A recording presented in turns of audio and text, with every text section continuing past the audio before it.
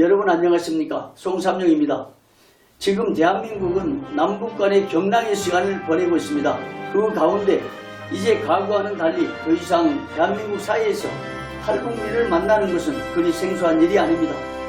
현재 우리나라에는 탈북 국회의원이 2명, 태구민 씨, 지성호 씨나 계신데 이번에 송삼영이 만난 사람은 북한 고위 인사 탈북의 원조를 할 수 있는 전 경기대 정치전문대학원 초빙 교수였던 강명도 교수님을 모셔서 북한 전문가로서 여러 가지 사안에 대해서 고견을 듣고자 합니다. 교수님 반갑습니다. 네, 안녕하십니까. 예. 몇 가지 질문 드리겠습니다. 교수님께서는 강성상 전 북한 총리의 사이로서 1994년도 탈북하셔서 북한 고위층 탈북자의 원조로 알려진 바 있으신데요. 대한민국에 정착하신 지 벌써 꽤 오랜 시간이 흘렀습니다. 당시 탈북 경위와 최근의 근황에 대해서 알고 싶습니다. 네, 제가 탈북 경위에 대해서는 여러 이제 방송을 통해서 또 신문지상을 통해서 많이 발표됐는데 간단히 말씀드리면 저는 94년도 5월에 한국으로 이제 망명을 했고 주석공 대표단 단장으로 중국에 출장을 나왔다가 독일을 거쳐서 한국으로 망명하게 되었습니다.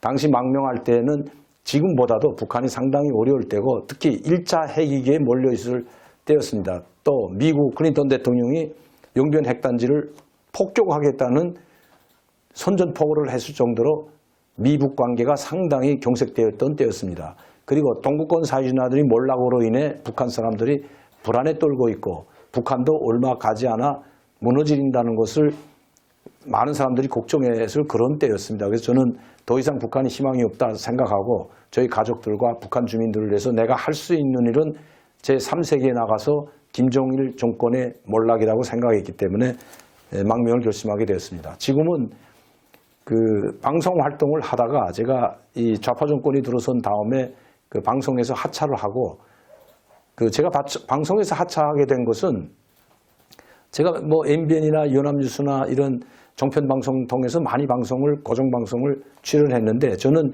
이제 좀 강성으로 되어 있습니다. 북한에 대해서 김정은 정권을 찬양하지도 않고 김정은 정권이 하루빨리 무너져야 북한 2,500만 동포들이 새로운 삶을 살 수 있다고 주장하는 사람이기 때문에 그러나 현 정부는 김정은 정권과 함께 가기를 원하고 있기 때문에 저희하고는 맞질 않습니다. 그러니까 저희와 같은 고위층들이 TV방송에 나와서 활동하는 걸 달가워하지 않기 때문에 저희는 잘렸다고 보는 것이 맞죠. 그래서 저는 현재는 강동구 송내동에서 대동강 오리불고기라는 식당을 열고 그거라도 하지 않으면 뭐 자녀들을 먹고 살기가 힘들기 때문에 그 식당을 운영하고 있고 또 매일 밤 10시마다 강명도 TV라는 자유조선이라는 방송으로 여러분들께 북한 소식을 전하고 있습니다.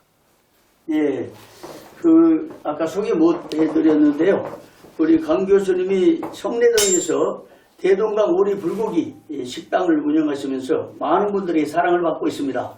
또 한 6개월 전인가 되는데 강명도 TV를 개설해서 지금 구독자가 한 30만 이상 되셨죠?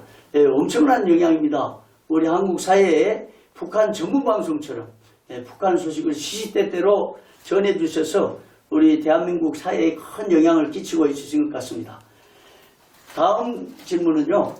교수님께서 현재 북한 전문가로서 북한에 대해 가장 많은 정보를 가지시고 계시고 또 대한민국 사회에서 북한 인권을 위해 많은 활동하고 계십니다. 주로 어떤 활동하고 계신지 말씀해 주십시오.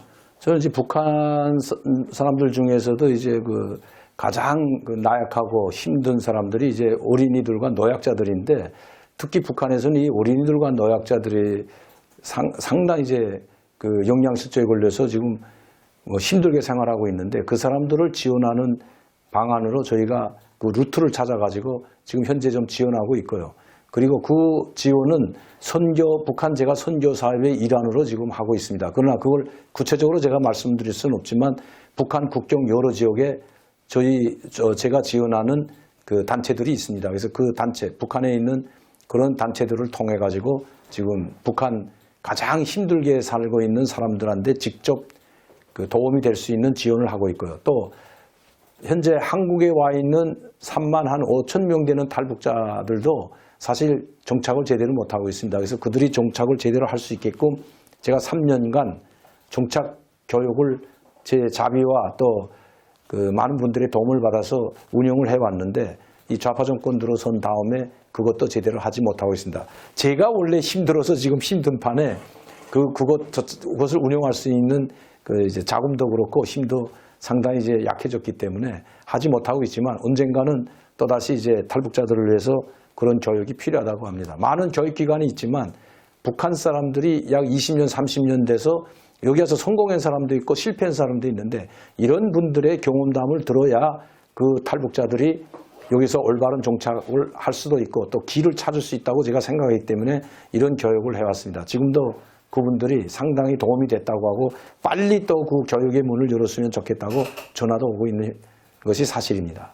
아까 북한 선교에 대해서 말씀하셨는데요.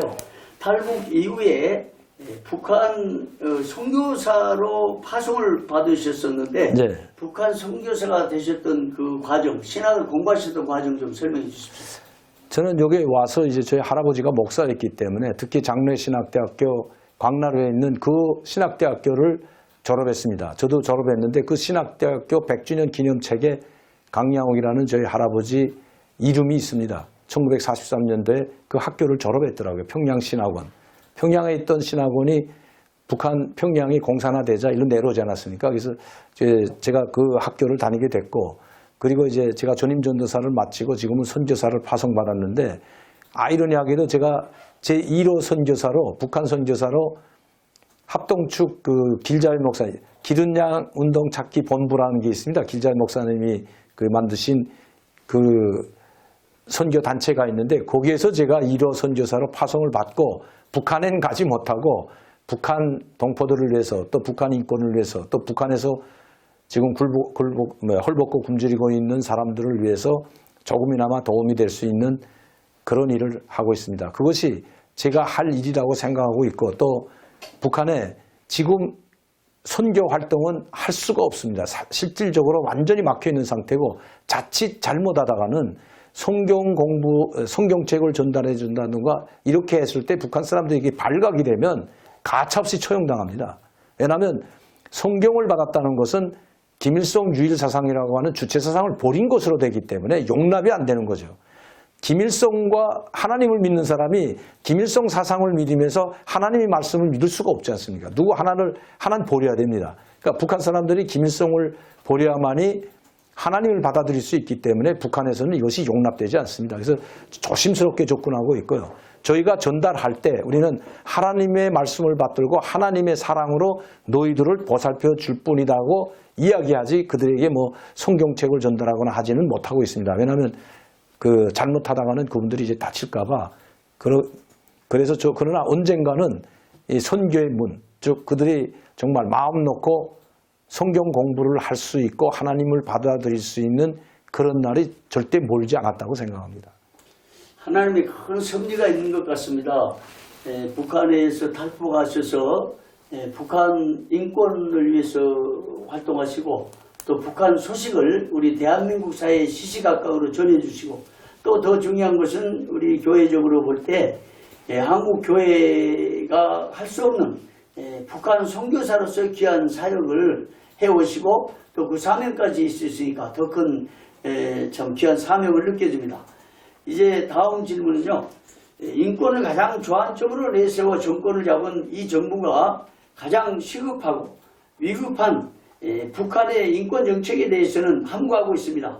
이것을 어떻게 설명할 수 있는지 사람이 문제다라는 구호를 많이 이 정부가 외쳐왔는데 이 사람이란 과연 누구를 지칭하고 있는지 말씀해 주시기 바랍니다.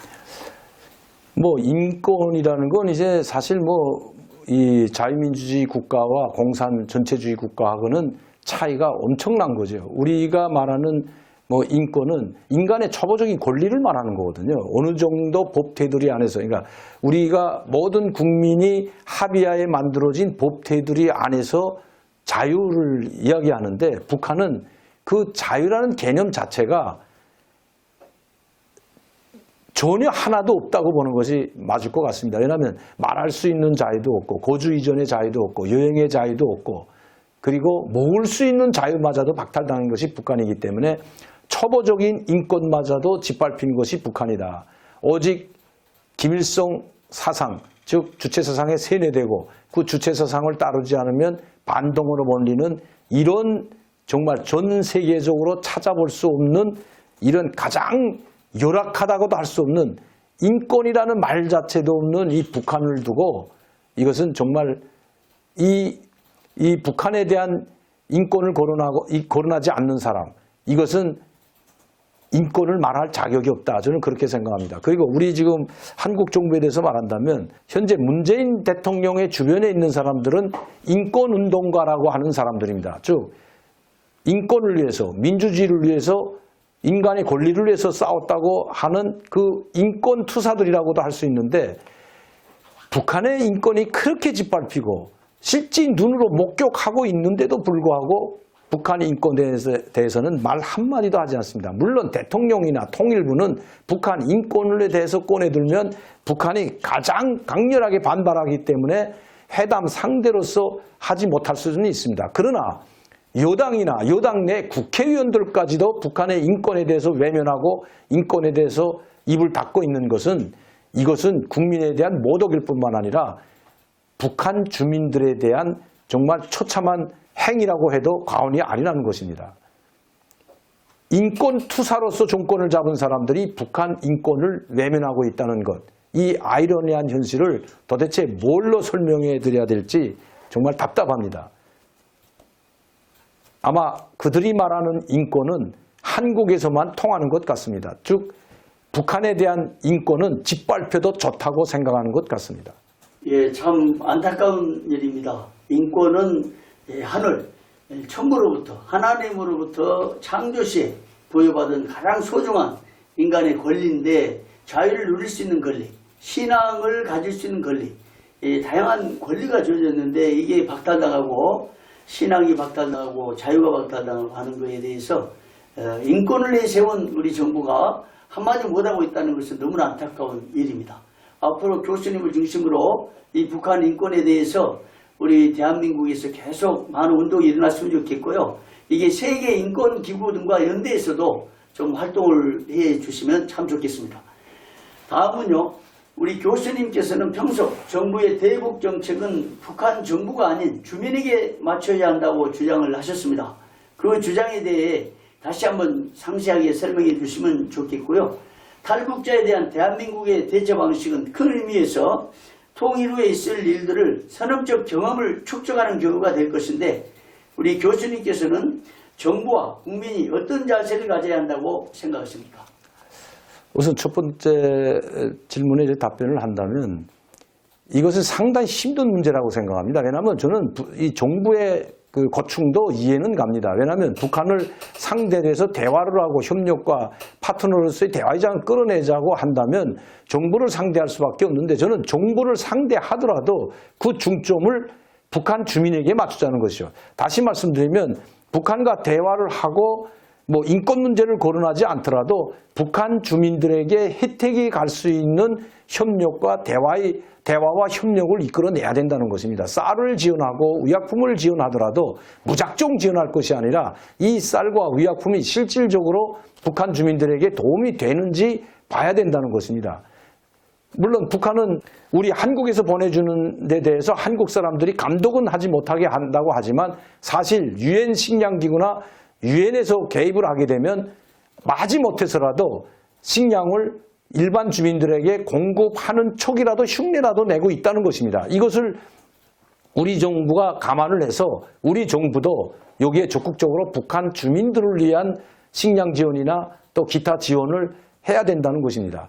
왜냐하면 북한 정부도 국제사회의 눈치를 보고 있기 때문에 국제사회에서 들어와서 그 감독하는 것을 막지 못합니다. 그러면 쌀을 넣어줬다가 다시 그 사람들이 감독하는 사람들이 돌아가게 되면 그 쌀을 빼앗는다고 했을 때 다시 고도드린다고 했을 때 그거는 그렇게 쉽지 않은 사안이거든요. 왜냐하면 그것을 다시 주민들에게 그 국제사회에서 보는 눈이 있기 때문에 그것을 논아주는 척 했다가 다시 고도드린다면 그거야말로 북한 전체 지역에 이 김정은 정권의 악랄성을 더 보여주는 거기 때문에 마지못해 일부 지역에서나마 국제사회 감시기관이 들어오게 되면 그거를 논아줄 수밖에 없는 상황이라는 것입니다. 국제사회는 하는데 왜 우리 한국 정부는 못하겠습니까? 한국 정부가 그렇게 하지 못한다면 우리는 지원을 그만두는 게 오히려 낫습니다. 왜냐하면 그 많은 쌀과 많은 의약품이 일반 주민이 아니라 바로 군대에 들어갈 수가 있기 때문입니다. 어떤 사람들은 북한 군대도 주민이다, 북한 사람이라고 망발을 제치는 사람들도 있지만 실제 북한 군인을 도와주자고 우리가 식량을 지원해 주는 건 아니거든요. 실질적으로 북한의 군인들은 그나마 일반 지방의 북한 주민들보다는 월등한 대우를 받고 있는 것이 군인입니다. 그렇기 때문에 지금 그 쌀이 북한 군인들에게 보내자고 하는 것이 아니고 가장 열악한 환경에 있는 서민들에게 지원해야 되기 때문에 저희가 이 말씀을 드리는 겁니다. 그래서 저희는 항상 대화를 하고 협력을 하고 북한과 이 관계 발전을 관계를 모색하더라도 항상 북한 주민의 초점을 맞추고 우리가 장기적으로 이런 안목을 가지고 북한과 대화의 입장에 선다면 북한도 어쩔 수 없이 자기네가 도움을 받기 위해서는 끌려 나올 수밖에 없는 모멘텀이기 때문에 장기전을 하더라도 장기적으로 가더라도 이렇게 가야 된다는 겁니다. 지금 문제는 5년 임기에 뭐인가 자기가 하려고 뭐인가 자기가 북한을 위해서 또 뭐 한반도의 평화를 위해서 뭔가 했다는 그 성과를 내기 위해서 오직 성과만을 내기 위해서 그러니까 자기가 이러한 한반도의 평화를 기여했다는 그 성과에 집착하다 보니까 무리수를 두기 때문에 문재인 정부도 지금 실패하고 있는 것이라고 생각합니다. 3번의 정상회담을 했는데 오히려 정상회담을 안 한 것만도 못한 지경에 이르는 것, 그게 누구 잘못입니까? 바로 무능한 정부에 있다는 것입니다. 이제라도 이 문재인 정부나 통일부는 북한의 굴종 자세에서 대화하고 회담할 것이 아니라 동등한 입장에서 그리고 요구할 건 요구하고 지원할 건 지원해야 된다는 것입니다.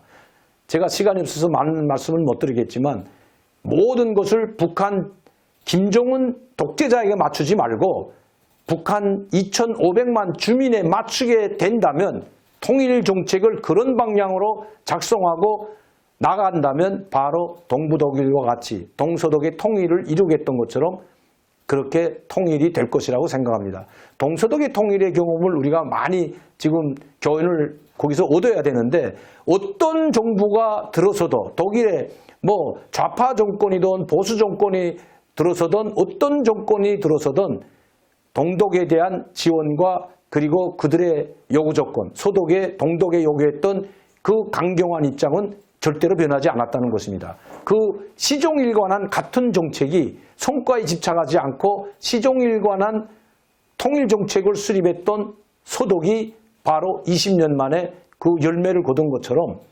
우리도 성과 위주로 또 자기가 뭔가 했다는 그 기여도를 높이려 그 기여도를 바라고 하지 말고 5년 내에 무리수를 두고 하다 보니까 이런 3번의 정상회담을 하고도 오히려 더 악화됐다는 것, 이 정부가 잊어서는 안 된다는 것입니다. 그러면 한국교회와 개교단에서 북한을 지원하는 나무 심기 또 뭐 북한 어린이 뭐 지원, 병원 지원 이런 개별적인 지원 문제도 상당히 어려움이 있겠네요. 제가 그 한국에 와서 가장 정말 허탈하게 생각한 것이 한국교회, 우리 정부는 그렇다 치더라도 5년 임기 내에 뭔가 성과를 내려고 그렇게 집착하다 보니까 이런 실수를 계속 반복하고 있는데 그러면 교회는 그런 성과를 내기 위해서 하는 건 아니지 않습니까? 그런데 왜 교회가 북한에 빵 공장을 지원해주고 국수 공장을 지원해주고 병원을 지원해주는지 병원을 건설해주는지 알다가도 모르겠습니다. 왜냐하면 북한에 병원이 없어서 병치료를 못하는 게 아닙니다. 북한의 병원은 우리보다 시설은 낙후할지 몰라도 체계는 잘 갖춰져 있거든요. 각 동마다 진료소, 우리가 보건소 같은 게 각 동마다 다 있습니다.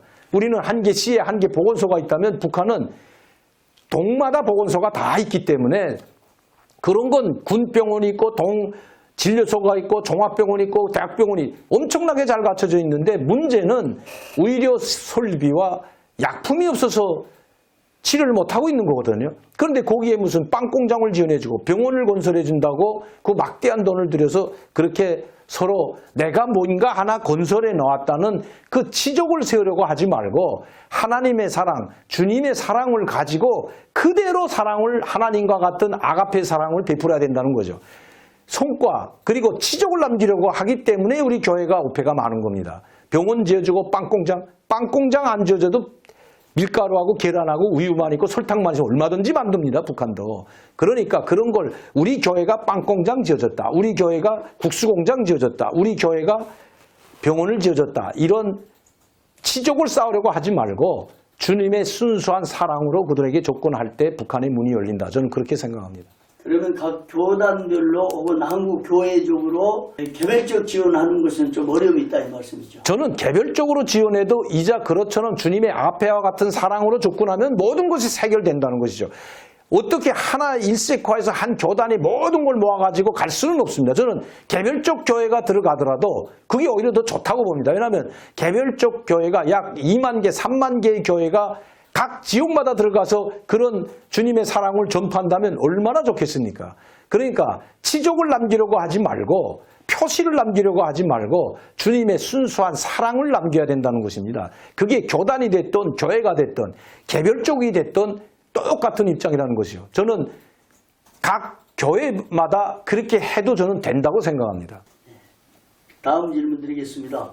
친북 성향 정부가 들어선 후로 주적 개념에 상당한 변화가 있었습니다. 이로 인해서 대한민국의 경비태세에 허점이 드러나고 군기강도 해이해져서 대다수 국민들이 매우 불안해하고 있습니다. 우리 교수님께서 이 문제에 대해서 어떻게 보고 계신지 답변 부탁드립니다.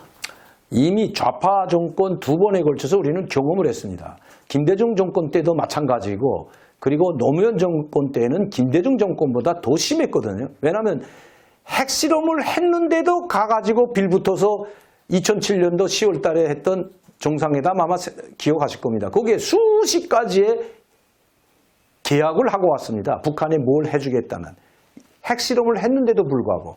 그런데 이번에 문재인 정권, 좌파 정권 두 번을 경험했는데 또다시 우리 국민이 물론 박근혜 대통령과 보수가 잘못해서 그런 문제도 있다고 하지만 지금 문재인 정부가 하는 이 적폐는 박근혜 정부가 저질렀다고 하는 그 적폐와 비교해보면 이거는 비교가 되지 않습니다. 이거는 적폐가 아니라 이거는 바로 악폐라고 생각합니다. 악폐. 적폐가 아니다. 이거는 적폐 수백 배보다 더 악독한 악폐라고 생각하기 때문에 탄생하지 말아야 할 정권이 탄생했다. 그러나 그것도 어쩔 수 없는 거죠. 왜냐하면 우리 국민이 선택해줬기 때문에. 그래서 이번에 차라리 총선 때라도 서로 견제할 수 있는 여당과 야당의 비례수를 맞춰줬다면, 국민이 선택해줬다면 이렇게 좌파 독재, 사회주의 전체주의로 가는 좌파 독재가 이렇게 심하지는 않을 거지만 또다시 국민이 180, 190석에 달하는 이 여당과 야당이지만 여당과 같은 그런 당까지 합해서 190석이나 되는 이 어마어마한 국회의원 수를 몰아줬기 때문에 이미 이거는 우리가 지금 단계에서는 어쩔 수 없는 상황이 되어버렸다.